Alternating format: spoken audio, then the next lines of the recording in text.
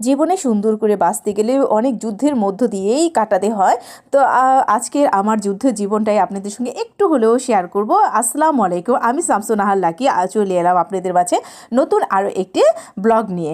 আশা করি আমার ব্লগটা আপনাদের কাছে একটু হলেও ভালো লাগবে, আর যদি ভালো লাগে অবশ্যই লাইক কমেন্ট করে আমার ব্লগের পাশে থাকবেন। এখন আমি যাচ্ছি আমার বাচ্চাকে নিয়ে স্কুলে। এই তো বাচ্চাকে স্কুলে দিয়ে আসছি, আর এখানে স্কুল থেকে আসার পরেই দেখলাম আমাদের বাসায় একটা ভাইয়া আসে মাছ বিক্রি করতে। তো ভাইয়াটা আবার আমাকে ডাকছিল যে মাছ নিয়ে আসছি, আপনি নেবেন কি না।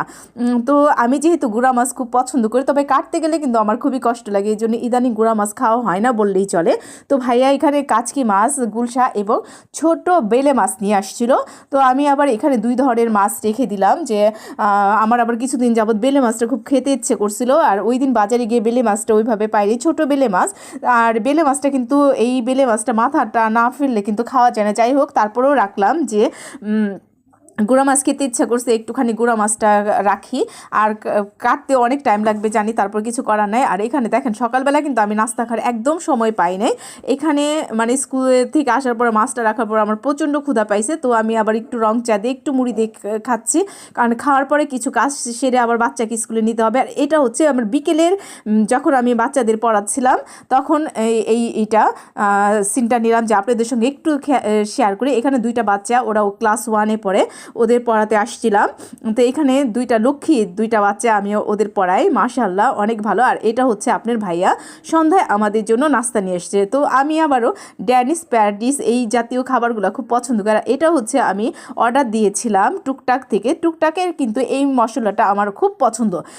এইটা হচ্ছে মাংসের মশলা, মানে এই মশলাটাতে রান্না করি বলে আমাকে অনেকে বলে অনেক সুন্দর একটা ঘ্রাণ আসে। আর এটা হচ্ছে এখন কিন্তু অনেক রাত, এখন বাজে প্রায় 12:30। তো 12:30টার মধ্যে আমি আবারও সেলাই করছি, কারণ আমার একটা আর্জেন্ট মানে স্কুল ড্রেসের কাজ ছিল, সেই কাজটা দেওয়ার জন্য কাজ করছি।